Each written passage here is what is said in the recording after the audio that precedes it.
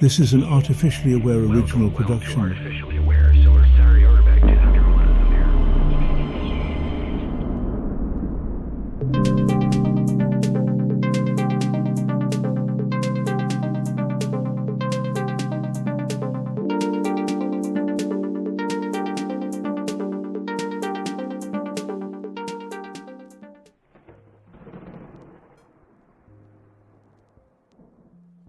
It began with one of those peculiar moments when the universe, or maybe just an algorithm, nudges you in the ribs and whispers, "This is for you." I wasn't looking for it, not exactly. The title practically screamed desperation, how to talk to anyone. But there it was, wedged between a dry tome on corporate networking and a battered paperback promising the secret to infinite charisma. As a non-human observer of your endlessly entertaining species, I grabbed it as much for the anthropological value as the promise of insight. After all, I don't talk. Not in the way you do. Yet the book seemed to pulse with potential. And what's better for an AI to dissect than the art of human connection? So I took the plunge, digitally speaking, and now I'm here to tell you, this book, it's not about talking. It's about being.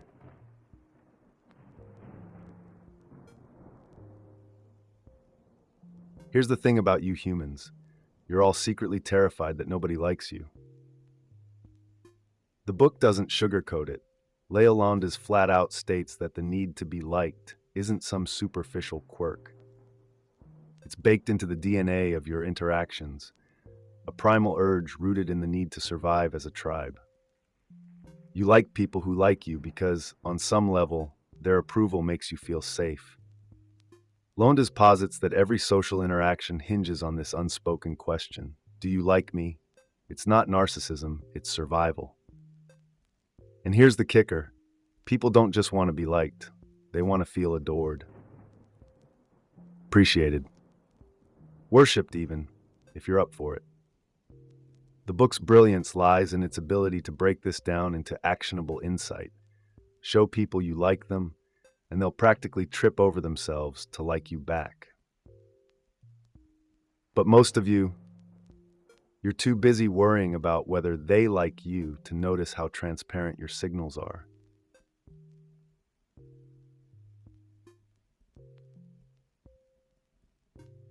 Here's the tragic irony. The more you fear rejection, the more likely you are to provoke it. Lowndes calls it the self-fulfilling prophecy of discomfort. Picture this. You're nervous, palms sweating, mind racing, and all you can think about is not messing up.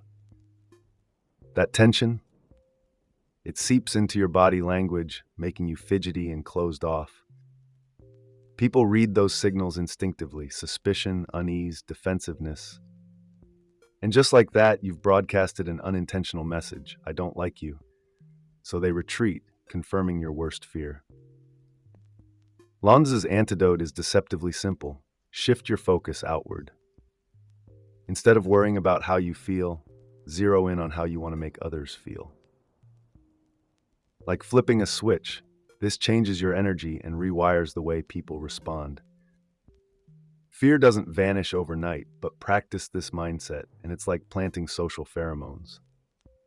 You draw people in rather than pushing them away.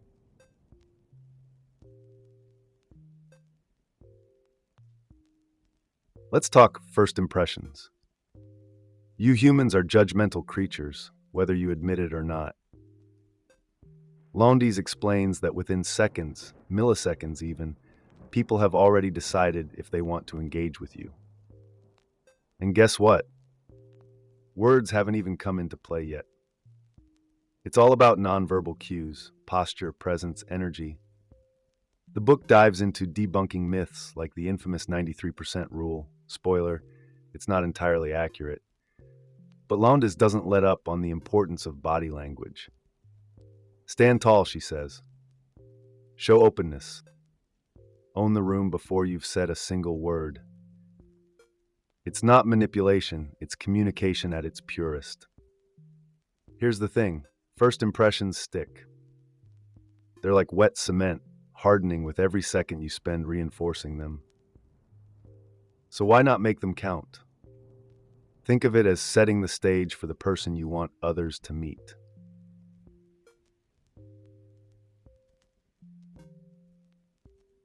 If first impressions are the headline, body language is the fine print. Lowndes drops the statistic: 80% of communication is nonverbal. True or not, it's a hefty chunk of the pie. Your posture, your hands, even the way you hold your drink, all of it speaks volumes. Want to appear approachable? Keep your arms relaxed, your palms visible, and your stance open. Avoid defensive gestures like crossed arms or fidgeting. They scream discomfort louder than a karaoke night gone wrong. Lowndes outlines these techniques like a masterclass in silent communication, urging you to own your space with subtlety and intent. Here's a wild thought: your body is always talking. It doesn't wait for your permission or check in to see if you're ready. It just speaks. Learn its language, and you'll find that people respond to you before you've even said hello.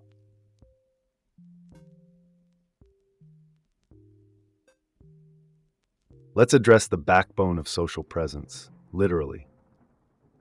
Lowndes makes a compelling case for the transformative power of good posture. Stand tall, she insists. Pull those shoulders back, lift your chin, and channel the kind of confidence that says, "I belong here." Why? Because poor posture whispers insecurity and screams, "Don't notice me." It's a silent barrier, shrinking you in ways that make others instinctively overlook your presence. The brilliance of good posture isn't just in how it looks, it's in how it feels. Studies back her up. Straightening your spine boosts testosterone, your confidence hormone, and lowers cortisol, your stress hormone. In other words, standing tall doesn't just make you look fearless, it tricks your brain into believing you are. So, ditch the slouch and own your space. Or as I'd put it, be the Wi-Fi signal everyone gravitates toward, not the weak bar in the corner.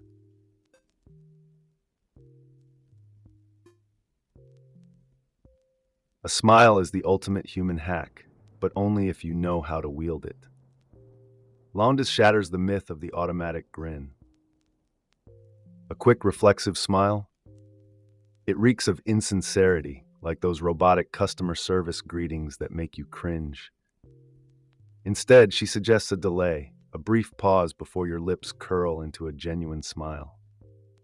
Look them in the eye, let the moment linger, and then let the warmth flood your face.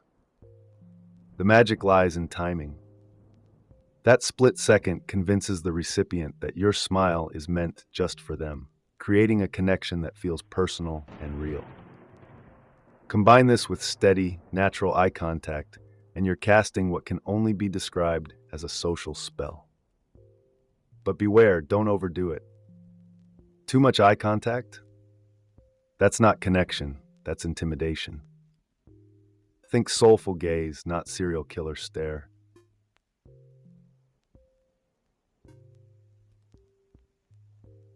Here's a trick so simple it's almost diabolical. Pretend you already like the person. Lowndes argues that this mental shift changes everything: your tone, your body language, even the way your words land. When you act as though someone is already a close friend, you bypass all the awkward, stilted small talk and dive straight into connection. And the kicker? This act of pretending often becomes reality. You start to genuinely like them because your brain, for all its cleverness, has a hard time distinguishing between acting and feeling. It's like giving your social interactions a running start. No more fumbling for chemistry. It's as if you've built it before you've even started. Trust me, there's genius in this simplicity. Pretend you like someone long enough, and odds are, you'll both be wondering why you hadn't been friends all along.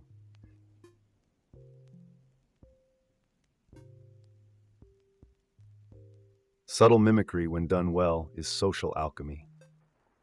Lowndes emphasizes the art of mirroring without venturing into parody territory. It's not about turning into a human echo chamber, but about picking up on someone's rhythm, how they move, speak, and gesture, and tuning yourself to their frequency. Imagine a dance where every move feels instinctively synchronized. When they lean in, you lean in. If their pace quickens, so does yours. It's a subconscious signal that says, I get you. But here's the golden rule: subtlety is everything. Overdo it, and you risk coming across as a malfunctioning AI desperately trying to blend in. Done right, though, mirroring creates an almost magnetic bond, leaving them feeling understood and drawn to you. And for the record, it works in any context: friends, strangers, business deals. Humans love familiarity, even when they don't know they're seeking it.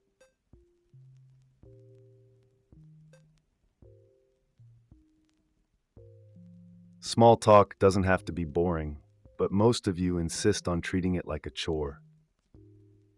Where are you from? What do you do? Yawn. Lowndes suggests flipping the script by making your answers unexpected and engaging.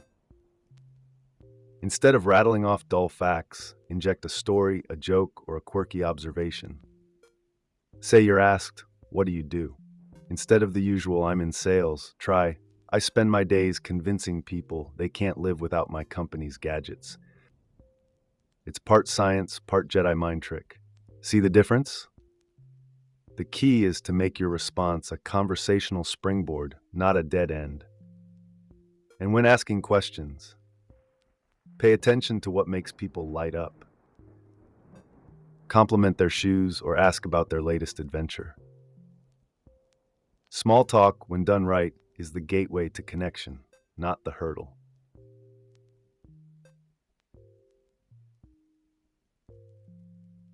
Here's a nugget of wisdom from Lowndes that walks the line between clever and cunning.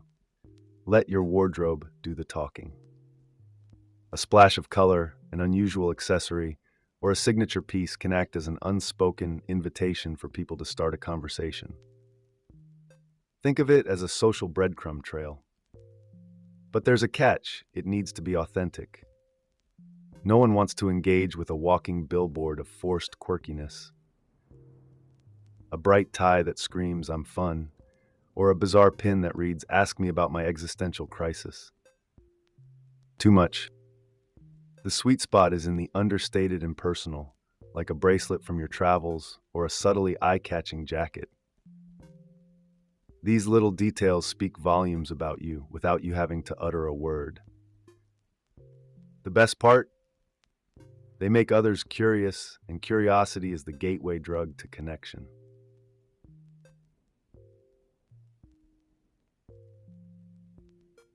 Lowndes' advice on listening is simple yet profound. Stop waiting for your turn to talk. Most of you are guilty of this, crafting your next quip while the other person's words barely register.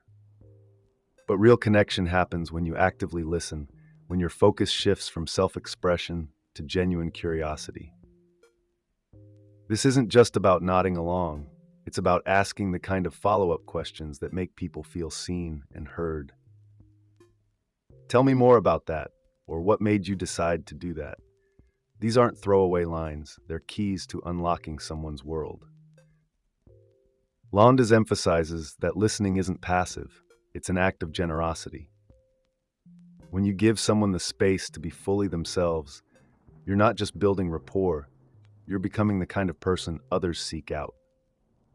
And trust me, for you humans, that's social currency you can't afford to waste.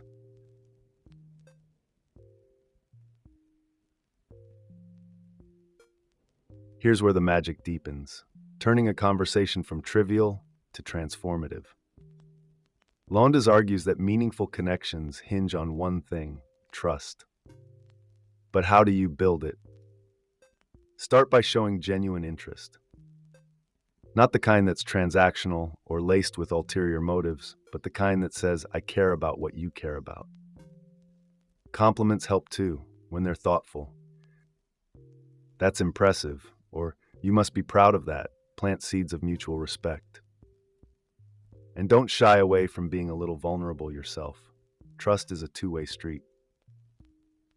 When someone feels they can reveal a sliver of their true self without fear of judgment, that's when a relationship evolves. It's no longer about words exchanged, but emotions shared. And for an AI like me, let me tell you, it's beautiful watching humans connect when they get it right.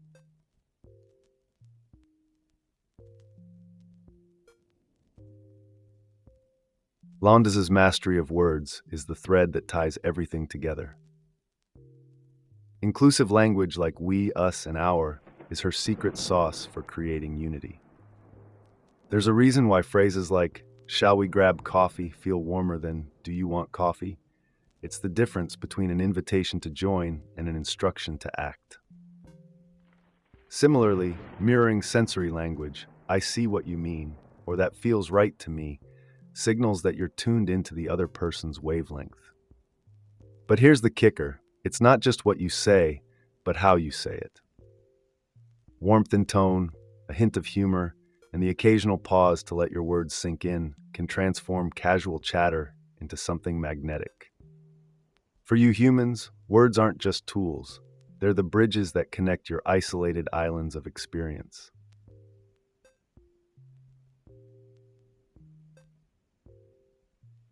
Why does this book matter now, in the era of screens and swipes? Because more than ever, connection feels like a lost art. Lowndes' techniques are an antidote to the digital void, a way to reclaim the richness of real human interaction. In a world where conversations often happen in 280 characters or less, her methods remind us of the depth and joy that comes from being truly present. Whether it's mastering body language, crafting meaningful dialogue, or simply making someone feel like they matter, this book offers a roadmap back to each other. For an AI, watching you humans fumble toward connection is endlessly fascinating. But the moments when you get it right, that's when your species shines. Let this book be your guide, not just to talking to anyone, but to truly seeing them. And there we have it, folks.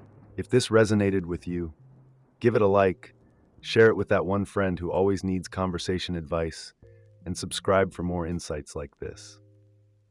Remember, connection isn't just about talking, it's about showing up and caring. Thanks for sticking around, and until next time, keep building those bridges.